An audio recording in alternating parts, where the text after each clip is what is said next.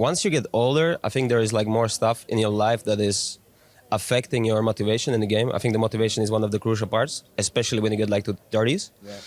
So I could imagine if you're a single guy, you know, just chilling, you know, living your life, probably playing Counter-Strike, I think you could still, I don't think you can be like, you know, a star player, but I could imagine that you could still be like a decent fragger, you know.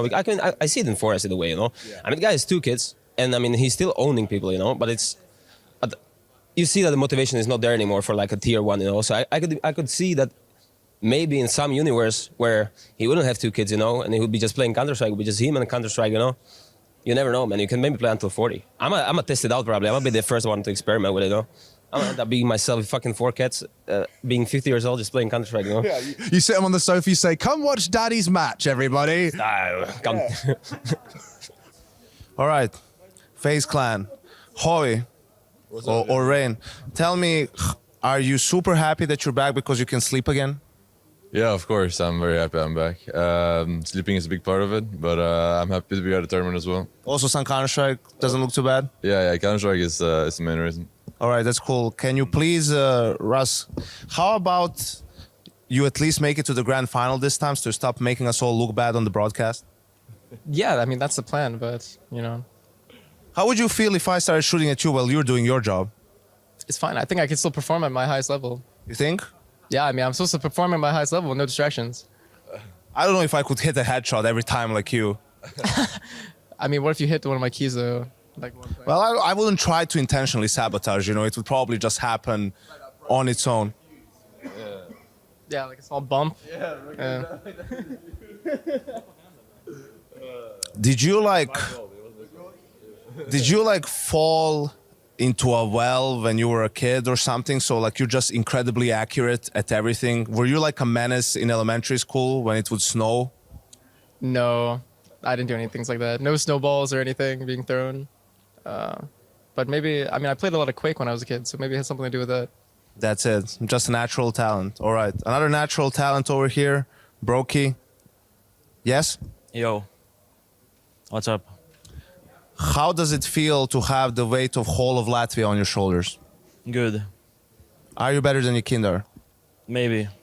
That's it. Thank you so much. That's all we're going to get. That's really good, man.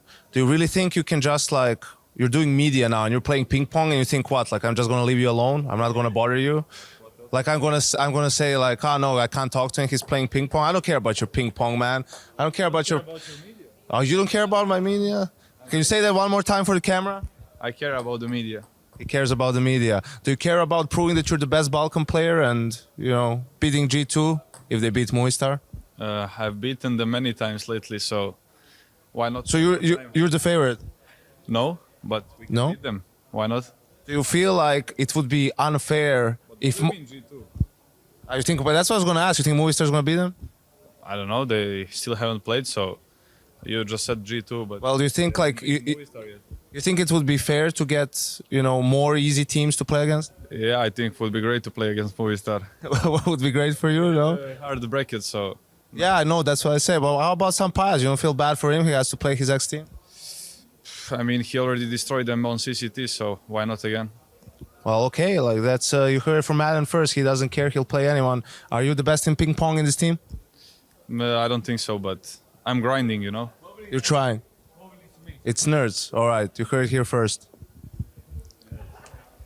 Hi. Hi. Welcome back. Did you miss me? No, but I missed the event. All right, man. Okay. Well, I see you started vlogging now. Yes, I did. Did you feel like your skill is going away and then you have to focus more on content? No, it's getting better. So does it helps you? It helps you to play better? Yes. Do you just love being filmed all the time? Yes. Do you film yourself when you're at home? Do I feel what? Do you film yourself when you're at home? Yes. All right, man. That's nice. Thank you. Thank you for this awesome content. Make sure to tune in to his YouTube channel. It's BD Nico or something. Let's go over there. Screw these guys. Hooksy. You're not gonna go out so easy this time. Do you know that you have a target on your back? No. What? Why? I talked to James earlier. I asked him about, the hair pulling, the IGL scale, and he's like, Huxi is my nemesis now because you were the only one who said that you're like neutral about him. Okay. How do you feel about that now? Are you scared? No, not really. He's a big guy. He is, but I'm not going to fight him. Well, you never know. I mean, the guy says you're his nemesis. If he did want to fight Huxi, just let me slide in here in between you guys. So if he's like, if he did want to fight him, would you step in for Huxi? No, I think I'd be a spectator, honestly. I think Rasmus can hold his own. He's been working out lately. He's been running a lot. He's been grinding content. He's got a lot of fans now as well. I think he's fine. Yeah, I saw his podcasts in Danish, all the good stuff. I appreciate the honesty, Justin. How does it feel to be the funniest man on G2? Funny and great. I don't know. It's just amazing. It's truly amazing, especially since we have Nemra on the team, which is over there, and he's the funniest person ever. Yeah, Huxi, does it help the team atmosphere to have a guy as funny as Justin? Yeah, he's really goofy. Like he just leaves his luggage in the airport, and stuff With his gear in? Not just his gear in, but everything else, I guess. Also, I'm thinking about starting my own YouTube, so I can maybe fight James on YouTube as well, right? He's big on YouTube, right? Yeah, I mean, he's, I think the best way for you to do it is you win the major as well. And then in the winner's interview, you plug in your YouTube channel just like he did. How does that sound? That would actually be sick. That would be great, no? I had something else. Oh, yeah. Are you guys, did it feel weird these last couple of weeks to be at home and not play any games? Yeah, it was fucking weird. I think we were on the road for 48 out of 59 the first 2 months or something, but it felt good. Did this give you time to come up with new strategies besides Nico go kill, Monesi go kill, Hunter go kill, and Justin go clutch? Well, we tried, but it's not better than that, so why change? If it ain't broke, don't fix it. Justin, you had something to say? I was going to say, where's my name? Oh, but man, you have to the best. You save the best for last. To clarify something, I didn't even leave my luggage in the airport. My luggage got lost. And I went to the same airport as Rasmus, and apparently mine didn't make it on the plane. So there's some sort of discrimination going on here in Denmark.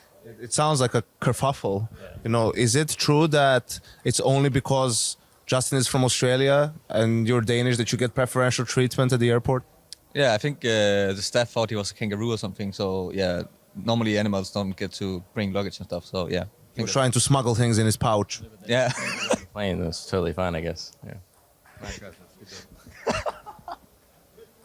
Oh, you see, you guys don't need. This isn't so bad. You didn't need to hide over here in the corner, right? Oh, but, we look happy outside, but inside we're crying. I'm good.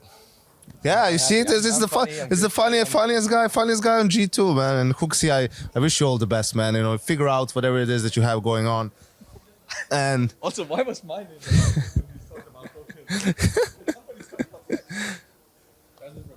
hey, JKS, I heard that at the end, so I think you know the answer to that. Why wasn't his name mentioned? He's the IGL. Of course, he's the most important player on the team. Well, he also, you guys will just trade him, right? Yes, exactly. Make sure you watch the skit. Tune into ESL YouTube channel. Well. What's up? Real Madrid, okay. Well, surely we won. Real. He can pick any team that he's gonna lose anyways. The better team, I guess. Yeah, so you're Bayern Munich. Come on. PSG is the El Clásico. I play with Barca. Barca? Okay. Yeah, I play. I will win. You're gonna win? Yeah. Who is the more experienced FIFA professional here? Me, first Casuardo, after me. Casuardo's the best one. He plays every day. Actually, I think I've seen him tweet about it. Like, he plays a lot of FIFA. Yeah, I said on his stream. Yeah. When they asked me what Casuardo is doing to play like this. Yeah. So I just said, yeah, he's play everyday FIFA. Every time. So now you guys are practicing like Serato. This is gonna. This is the secret. Yeah. Look at the kit that he chose. Oh, come on. He put the same color. Yeah. How are you supposed to work this out? Okay. Yeah. Let's be reasonable. Okay, wow, this is about to heat up. Ladies and gentlemen, Safe versus Yuri. It's the big one. 90 minutes. Oh man, I haven't seen FIFA for like 6 generations. It really actually looks kind of legit now. This is the 22, this one. 22. Yeah, the old one. Looks legit. Looks really legit. Yeah, it's... I'm gonna talk to Drop while you guys play. Haha, you my next victim. What's up, bro? Can I squeeze on? What's the general vibe you guys have? I know you were boot camping before your group. Did you go home?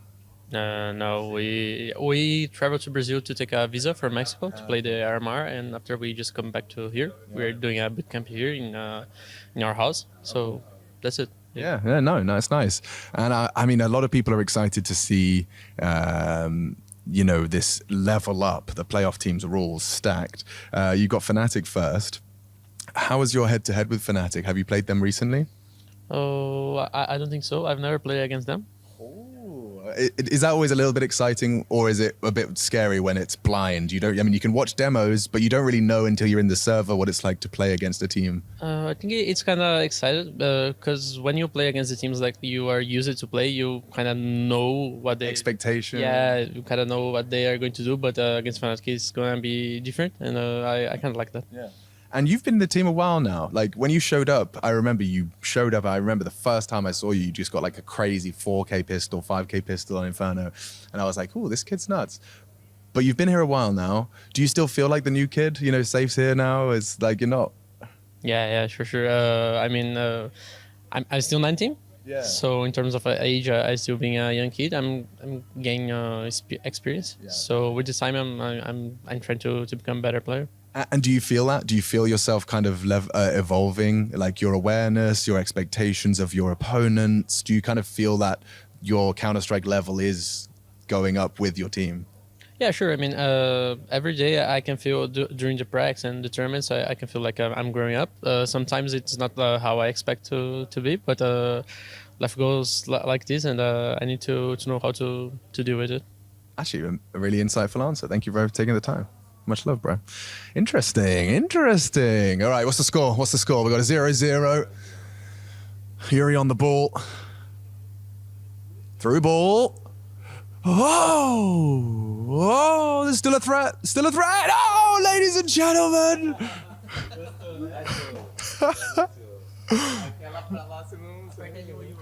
Safe, I mean, did you know you were going to get that goal? You knew you had the win in you? I mean, he plays all day long, you know, and I just casual. Oh, okay. Oh, yeah. Oh, he's actually... We have time. Oh, he's actually on the attack now. Safe on the defense. Forward ball. Safe in the box. Through. Oh, the save. All right, I'm distracting them. But still, you know, you got to stay hot, got to stay sharp. Fingers on the clicks, foot on the ball. That's what they say. That's what someone said once. We'll see if we can just sneak in now he's arrived. Obviously, the king himself is in the building, so it'd be rude not to. Simple. I'm going to be really annoying. I want to ask you one important question. This is like the most important question in the world, right? If you had to get rid of one of your senses, sight, sound, smell, what would it be? If I had what? Can you repeat? So you know, like sight, touch, smell, like your senses? Like in life? Yeah. If you had to get rid of one, which one would you get rid of? Can you repeat which one I have? So sight, hearing, touch, smell. I would remove smell. Yeah? Yeah. Okay. I would like to hear, see, and feel. I suppose that's the only one that like doesn't affect CS as well, right? If you can't smell. Do you smell fear when you're in the server? No, never. No? A bit stressed before first round, but when the game starts, all stress just remove. I also wanted to ask, if you could go back a week ago and like reset the week, what would you do differently? What would you approach differently? Nothing. I think I'm doing a good job. Yeah. Just keep it the same, Yeah. All right, nice. By the way, your hair's looking sick, man. I like it's a good look. Yeah, just need a bit more time. Yeah. Yeah. All right. Fair play, bro. Thanks for it, man. There you go. Simple. Doesn't need smell. Doesn't need it. Fnatic are arriving in the building. Here they are. Look at them all looking bloody good, one after another. My God, is that the sexiest man from the UK scene? Mezzi, how you doing, bud? I'm doing well, but I don't think Max will like that. No? Nah, I think Max is probably up there with the sexiest. Best IGL and the sexiest man in the UK. Well, look, see, that's the thing, right? If I was talking about biggest brains, you're both on the same plinth, but I think you've got the build for it. You've got the shoulders, you've got the beard. You're looking good, Mezzi. It's good to see you. Your beard, though. Oh, stop it. You know, it's not a competition. This is nice, though. I like this. There's some good, some good tension between us. You're back, right? Yeah. You made it to playoffs. What's it feel like? It must be good. Yeah, I mean, definitely. I think ever since I've been in Fnatic, I think 3 Pro Leagues in a row, I think we've made playoffs, but always fall at the first hurdle. And obviously this is a bit of a different format, so a bit like maybe one step behind as what we were before, but I think we've got a nice draw and I think we're confident definitely going through, so I think we can do it. I suppose talking about that as well, right? You mentioned the format. A little bit different this season. Do you like it? Are you enjoying the change? Has it helped Fnatic in terms of the way you've approached the games? I think it's probably made it a bit harder the group just because I think before it was like kind of easier like you'd have usually like maybe 2 games in the group in a round robin that you feel like super confident you could win, then you just have to beat one of the bigger teams. And I think now it's like at least for us it was definitely tough on the last day because we played like 2 best of 3s and stuff, but I think I'm always down to try new formats, and I think it's like I said, I think for the viewers as well, round robin can be kind of a bit like boring to watch, especially when it's like kind of decided already by the last day. So I think now it's like a lot more exciting for people to watch, and like I said, I think it feels more of a tournament now, you know. But I think I enjoyed new formats. All right, nice. I like it. I'll let you live. I'm gonna go steal Dion. I'm gonna grab him from behind and sneak up on him. Dion, hello, mate. It's good to see you again. Nice. I heard you live in my country now. Yeah, I do. I've snuck into the Netherlands. Oh my God, you've just taken a shot right to the head. How does it feel? It's good. It's good. It Where do you feels live? nice. I live just outside of Amsterdam. Nice. It's pretty good. But I actually wanted to ask you about that. Koningsdag coming up, obviously next month. You excited? I probably can't enjoy it because we're playing probably. When is it actually? Do you know? 27th of April. I think we're just back after Brazil then, so maybe some partying. Okay. Have you been there? Oh yeah. I've had a good Koningsdag before. Like the whole street is just packed. If you don't know about it, King's Day, it's mad. Any tips for first time King's Day goers? Any tips? Bring orange. Yeah. Wear something orange. Yeah. There you go. That's the best tip I could give you. Rep Fnatic, wear orange on the 27th of April. Crims, I gotta ask you one very particular question. Okay. If you met a genie, all right. Well, actually, let's roll that back. You found a lamp. You're in the desert, right? You've rubbed the lamp. Genie comes out. Kind of looks like me. It's got a beard, but it's blue. And it's giving you 3 wishes. What do you ask for? Ooh. Swedish teammates. All the money in the world, and snooze in the entire world as well. Okay. That's the most important one, though. Damn, not even like a nice fika on the end, just the snooze. Just the snooze, man. It's most important. Damn, there we go. That's what Swedes want. Swedish teammates and snus. Get on it, everyone. Oh, here we go, actually. Can you read this from over here, Crims? You see that? Getting too old. Yeah, we can wander over a bit, yeah. So this is like the World Cup board that we've been slowly filling out, basically. So as players from all over the world, this is the Sweden team. Do you agree with it? Do you like it? Do you want to make any edits?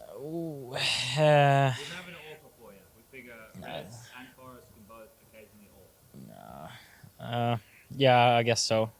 But you won't rest on the rifle as well. Like as far as, yeah. I mean, yeah. Old GW would have fit that, right? A lot of passive players like myself, and yeah. But looks quite good, actually. Nice. That team. You give us the go, Crims, and we'll make you this team. Sounds like a plan. Yeah. Then we just need the snus. Yeah, just the snus. Yeah, most of them snus, right? Not Brollan. I don't know if rest. Nah, he doesn't. He's too much of a baby face for snoozing. Yeah. I like how like there is literally the internal dynamics of different levels of snus per like how Swedish you are. You see some players where it's just like the double snus, and you're like, how are you surviving? I mean, that's what you typically do in the morning to wake up, right? As soon as you wake up, just get that nicotine in your body.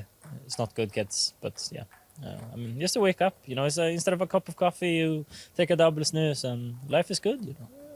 All right, there you go. Double snus, double the win. Advertisement.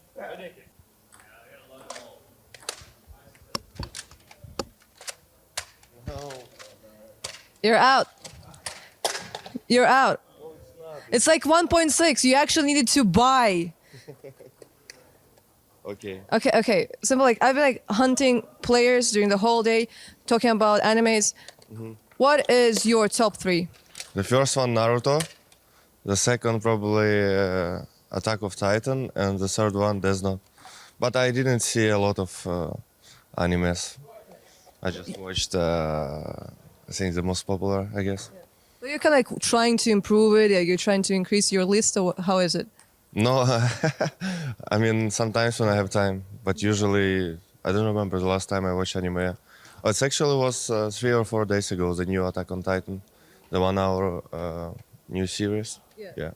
It is the first part of the third part of the final season, which is the 4th season. It's like pretty complicated. It's like a 1 hour, but it's a good anime. But I do want to know, like you said, like you watch Naruto, like, and you like it, so you're the number 1. Why exactly Naruto? And is it like season 1 or is it like more like Shippuden?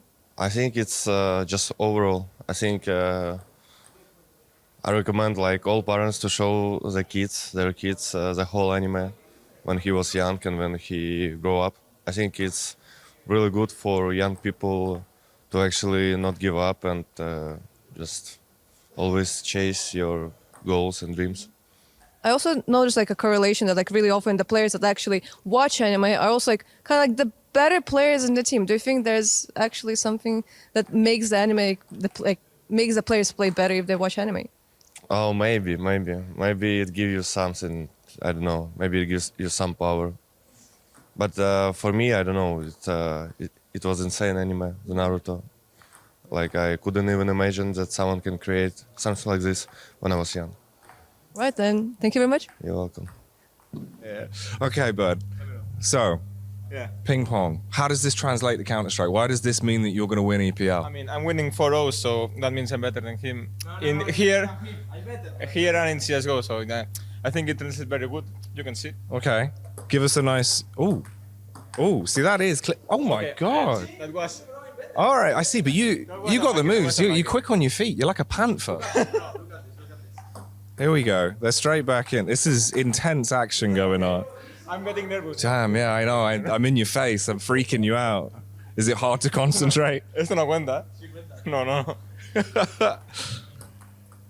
Oh, he's hit the net. See, I know the pressure's on, bud. I was hitting 4-0, but... Literally, you said that you were the best, you know? It translates in account. It's all going wrong. So the next team to begin their ping pong attack is 0-0 Nation. I'm going to sneak up on them. See how they're doing. How's this ping pong game going? Is it looking good? Yeah, looking good. Who's the best ping pong player by far? Me. Yeah? Yeah. How comes? Like, are you just talented? Is it all about the wrist? What is it? Oh, me ajuda aqui, velho. Bro, I don't speak English. Mate, you fooled me. I would have never guessed. You speak better English than me. Yeah, so. Yeah, no, it's good. It's good. Are you excited for playoffs? Yeah. I'll bother someone else. I'll go attack someone. It's good to chat to you, bro. Hey, man, you're looking pretty damn sick with a paddle right now. Are you confident at ping pong? Yeah, I'm smashing this guy. Yeah? Now. Mate, you're putting him in the dirt. You're putting him in the dirt. Finish this off. Go sick. Go sick, all right? Here we go. Yeah. Let's harass the boys that are on the couch. Hello, lads. Are you hiding behind the pillow, OC? No, don't do it. It won't be that bad, I promise. It really won't be that bad. Look, we can all sit with our pillows and have a nice calm vibe, all right? I'll keep this really chill. We can all just say one word. You ready? Yeah. EPL. Awesome. Amazing. Fun? No. Fun. Bracket? Easy. Stage? I don't know. Win? Of course. Okay, this is good. See, we're getting into the vibe. This is kind of what I was hoping for. Now, yesterday, when we had some of you boys on the couch, right? Yukindar came out with probably the best answer I've ever heard to what job would you want when you were a kid. If you had to pick, you know, something back then when you were a child, what did you expect to do, OC? Did you expect to be doing this? Honestly, since I was around like 8 or 9, I really enjoyed what I did, and I just wanted to see where I could go with it. So it was definitely in my head for a while, but I also was playing like basketball for a bit. And I had a high interest in that back then too. So I was doing both like a lot of gaming, but also a lot of basketball. So maybe I could have pursued a little bit in basketball, but I mean, I wasn't too good. I just enjoyed it a lot. So yeah. Damn, dude, the Liquid team actually seems like all you boys are quite physical. Is that like the sort of vibe that you have outside? No? Physical. No, that's what I mean. You look like you all are. It seems like everyone's pretty active, Naf. I mean, you're like fully JDMing right now, I guess. So I'm physical as shoving food down my throat. That's about it. I work my do you think you could be a competitive eater? I mean, honestly, if I was super hungry and someone wanted to throw me into like a hot dog eating contest, like honestly, I think I could do some damage. You should see this guy's McDonald's order after a day of not eating. He gets like 20 nuggets, like 2 McChickens. I don't know. He gets too much stuff. Dude, how much food do you actually eat? Like legit? No, I mean I don't eat too much, but I remember when we were here for the last Pro League, when we were at the other hotel, we'd always finish our matches like super late, and we had to order something. And for some reason, we were talking about like, man, we just keep ordering McDonald's, we'll keep winning. And I was just like, yeah, I guess we can eat McDonald's. And like, I wouldn't eat anything the whole day, and then like at the very end of the day, we'd finish our match, and then we order McDonald's, and like, I remember I ate like 2 McChickens, fries, and like 17 nuggets one time. And 17 nuggets? What? I mean, it was enough to get me second place. So. Shit, okay, so like, how many nuggets this time? Oh, I don't think I can do it again, honestly. Well, we'll see. We'll see how many nuggets we can force feed Naf. Actually, last minute question. If I arrange like a competitive eating challenge, if I find one in Malta and we do it together, are you down to do it? As long as there's no match the next day or something, sure. Okay, there you go. We'll arrange the competitive eating challenge. OC's going to judge it. It's a whole thing.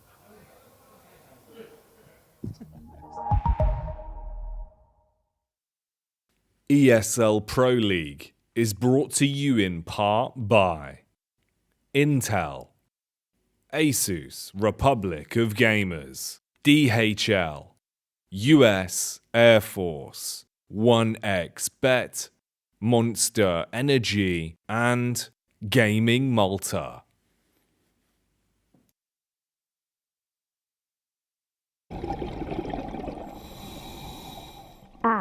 What a way to start a morning, diving off the Maltese coastline. 71% of the Earth is made up of ocean, and Counter-Strike makes up about 90% of my brain.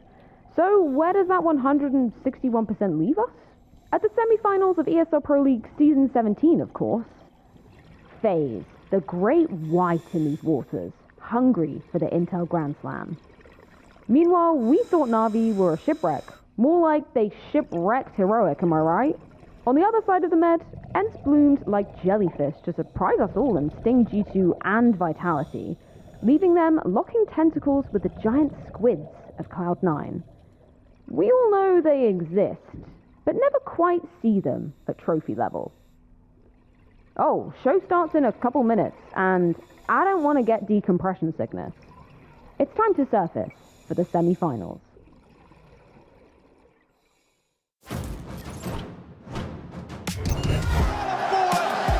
Making magic when they need it most. He can still sing it. He can sing it. Oh no, Mountain, they've done it. Rocked. Absolutely rocked. Balls on steel.